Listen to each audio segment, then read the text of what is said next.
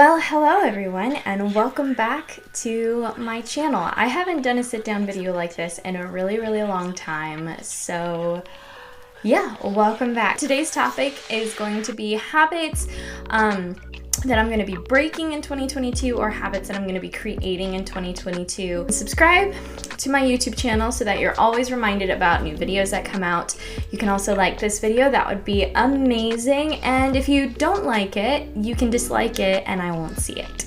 Thank you, YouTube, I guess. I am not a big New Year's resolution person because I feel like making a resolution is kind of like making a commitment to something you're not going to follow through with. And so I like to just say, you know what, I'm just going to change it. These are my goals. I'm going to just change it. These are habits that I have that I want to change.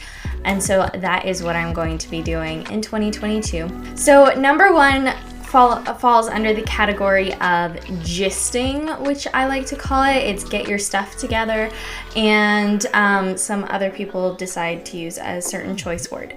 But basically, this is just gonna help me keep my life together throughout 2022. And so the first thing is going to be keeping a calendar. I have not kept a calendar since like 2019. I've kind of done it here and there, but I have not been consistent at it at all since 2019. So it's been a good 2 years that I have not really kept a good calendar. So I will be doing that. I will be scheduling everything. I'm also going to be keeping my to-do list on my phone with the Do app. The Do app is an app on the App Store that you can get and put on your phone. And with iPhones, you can actually customize this widget to be on your home page. I have it grouped by different days. So like on Monday, I'll have a list of tasks, Tuesday, a list of tasks, so on and so forth. And it also corresponds with my schedule. So I can either put in the dates and times, or I can just link it up to my Google Calendar. It makes it really easy, and I really love that tool. The other thing is managing my time better.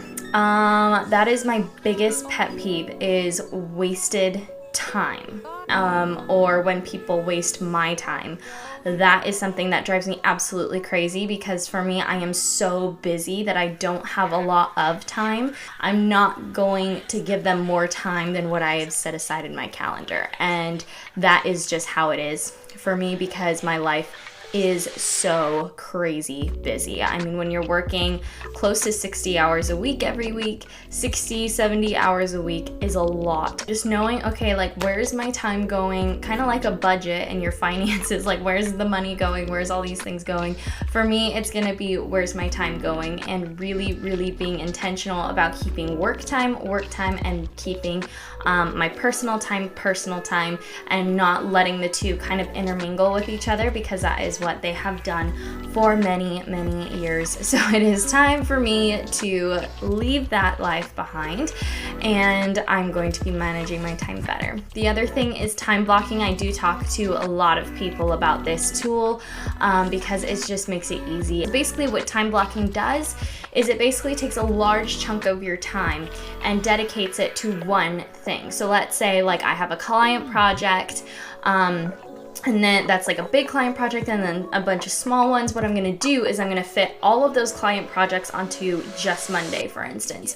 Or on Wednesday, you know, I still have to go to work to teach and all that stuff, but for the rest of the day, I'm just going to focus my entire day on homework up until I have to have a little bit of downtime before I go teach. So that's kind of what I've been kind of playing around with this year, but not really fully committing. And so this year I am fully committing to that. The other thing under the gist category that I'm going to be doing is shutting off my phone on my days off. Now, I love that iPhone has, or Apple, I guess, has come out with a feature on the iPhone that you can actually customize your home screen. So I have a customized home screen that I can actually put apps on and all those different things.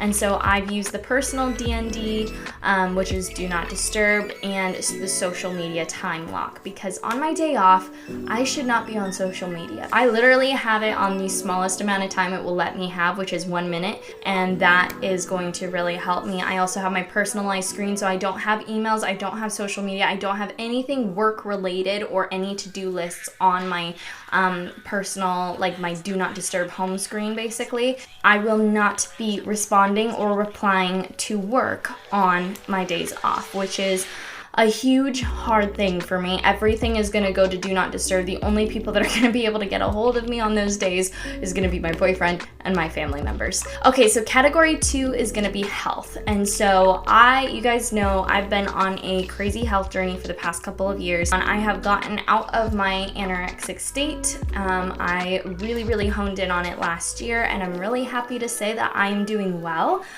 Weight-wise, I am going to do another video on it, sharing about my journey, why it happened, what my road was to recovery, and all of those things. But it's been a couple of years, and I am now going to be prioritizing my health over work. Now, literally last year and the years before, I was not taking sick days because I was worried about losing the money.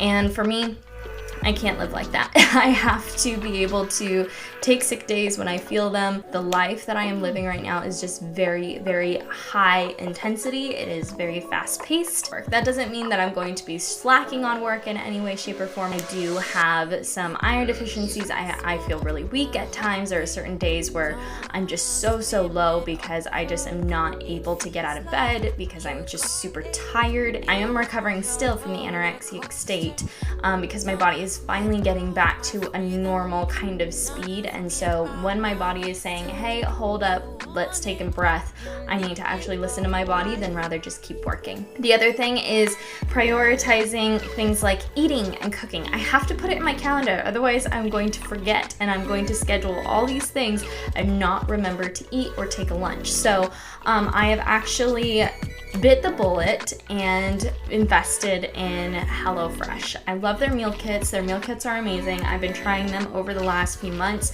It has been super easy to just cook meals really quick when I'm hungry, and just do it all in like an hour. I cook meals, I put the rest of it in leftovers. I buy the four meal packs, so those help me out a lot throughout the week. The other thing I'm going to be trying to cut back on is coffee. You guys know that I love coffee and I love it, but I can't anymore because I have found that coffee can sometimes deplete me of energy rather than give me a caffeine boost. So I have been trying to replace it with chai tea. I am not quite there yet 100%, but I am trying to cut back on my coffee and my sugar. I have been realizing that I have a lot of food allergies, so I cannot eat gluten anymore. Eating gluten actually makes me really sick, and so I have been cutting back heavily on that, but I'm realizing sugar is also doing kind of a similar thing to me. So I am cutting back on sugar as well after the new year, and I'm going to be really focusing on my health. And apparently sugar and coffee actually are a major cause of depression and anxiety, I've been finding in my research. So it's going to be good for me to cut back on it anyway. I have been getting really good this year. I've been really good this year about being on my supplements consistently. So I'm really happy about that. I'm going to continue staying consistent with my supplements and all of those things. I'm very excited about it. I have drinkable ones and pill form, but most of them are drinkable because for me, taking pills is not very fun for me. It is very hard for me to do that. Category 3 is going to be the finance category. So I am very blessed and very fortunate to say I am not in any sort of debt, and so I bought my car out in cash. I was able to not have a car payment. I don't have credit card debt, anything like that. And so that has been a real blessing because it means I can really save, it means I can really put away, and all of those different things. So the one thing that I'm trying to be better at with my finances this year is to actually cut back on my stress buying because I will stress buy, and sometimes if I stress buy, I will return it most of the time. But sometimes I have this thing, if you've listened to my podcast, you'll know about how I got scammed a few years ago. So this was one of those situations where it actually really causes me anxiety seeing money in my account and then feeling like it's gonna get lost. So I'm trying to actually no longer give into that fear and give into that stress buying situation. So that is going to be my thing. And then having a more strict budget, I actually have the Truebill app that kind of helps me figure out where my money's going and all that type of stuff. So if I do spend a little bit extra in a certain category, I can actually reel it back. I know where my money's going. I know under which category it's going to be. And so that's really helpful for me because I'm a visual learner. Every 3 months, I do want to be setting aside a month's worth of backup income. So maybe if I can accumulate it over the next, 3 months, a whole month's worth of, income, I can put it away, put it aside, not touch it, and only have it in case of emergencies. And the fourth thing is mental health. Now I talked about stress, and I literally said this on my Snapchat the other day to my very close friends that are on Snapchat. I was like, my New Year's resolution is to not stress. And all of my friends were like, haha, good luck. Because they know I'm just like a little ball of stress. So I am trying to really turn that around and really work on not allowing circumstances to dictate my mood and dictate how I feel and all of that stuff. My goal is to be really a lot more in control of my own emotions and my own stress, because what stress does for me is it causes a lot of anxiety. For one thing, it causes me to get sick, causes me to get nauseous, and it causes me to get really, really weak. And so I will actually be in such a space where I will be so weak that it is very hard for me to function. So that is not very good. So I have learned that stress is actually really affecting my health in really powerful ways. And so I'm really trying to turn that around. No longer, we're not going down that path anymore. I'm really trying to get stress out of my vocabulary. And that is my goals for 2022. So that's going to be it for today's video. And I hope you guys enjoyed this. Any of the apps and things like that I mentioned, I will put in the description box down below. Yeah, I'm so happy to be back. I hope you guys had a wonderful Christmas and a happy New Year.